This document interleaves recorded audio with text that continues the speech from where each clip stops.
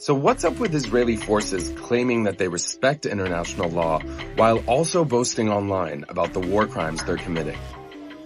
Since it launched its assault on Gaza after the October 7th attack by Hamas, Israel has killed more than 122 journalists.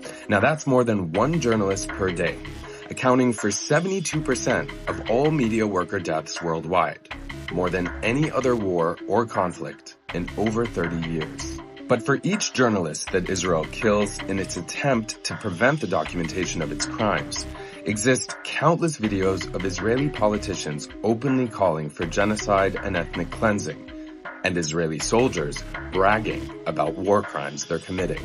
אנחנו הולמים באויבינו בעוצמה חסרת תקדים. אנחנו עכשיו מגלגלים בעצם את נכבת עזה, אם תרצה, נכבת עזה.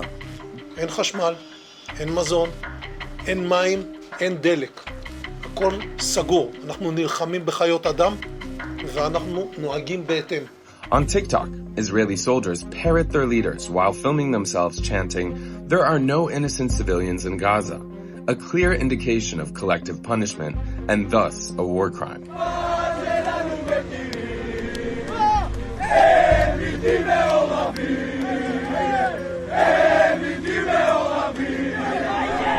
Many of these videos were used as evidence of genocidal intent by South Africa in its historic case accusing Israel of genocide at the ICJ in The Hague. So it may seem paradoxical, even absurd to some.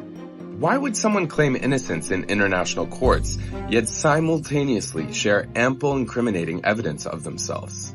But for those of us familiar with the culture and history of Zionism and how it's benefited from decades of support by Western governments, it makes perfect sense.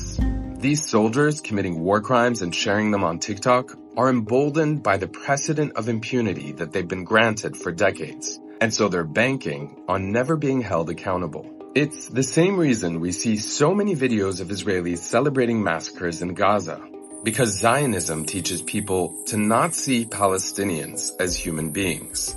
The dehumanization runs so deep that for Israeli soldiers, the destruction of all Palestinian life is a source of pride, even entertainment. Take this video as an example of an Israeli soldier dressed up in a dinosaur costume, carrying bombs and launching them into the Gaza Strip in full celebration mode. But despite its ruthless efforts to dehumanize Palestinians, Israel is facing an identity crisis, both at home and abroad, as tens of thousands of Jews are protesting against Zionism in the same capitals that are funding Israel's genocide and sparing it from accountability. As more and more people around the world come to understand the Palestinian plight and Israel's war crimes, the tide of accountability is only going to grow stronger. Palestine!